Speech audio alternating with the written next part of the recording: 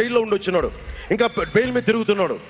మీకు పాస్పోర్ట్లు కావాలా, మీకు డ్రైవింగ్ లైసెన్స్లు కావాలా, అధికారులని లంచాలు తీసుకుంటాను లేదని చేసేవాడు ఎవడు? 30 కేసులు పైన ఉన్నవాడు.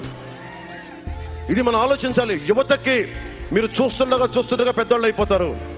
2014 నుంచి 2019కి దశాబ్దం అయిపోయింది. ఈ ఎన్నికలు మీరు చాలా జాగ్రత్తగా మీరు ఆలోచించి ఓటేయాలి. మీకు land titling act, land grabbing act అయిపోయింది. మీరు వైసీపీకి ఓటేస్తే మీ ఆస్తులు గాల్లో దీపం లాంటివే పోతాయి. ఎందుకు కూడా ఆలోచించండి. 25,000 కోట్ల రూపాయలు ఒక్క వైజాగ్ లోనే సర్క్యూట్ హౌస్ తో పాటు వేలం పెట్టేశాడు. చెప్పిన మాట ఏది అతను నెరవేర్చుకోలేదు.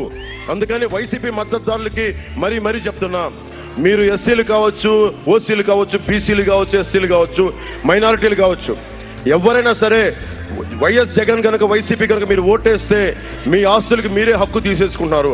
అందుకని దయచేసి ఆలోచించుకోండి మీరు కూడా.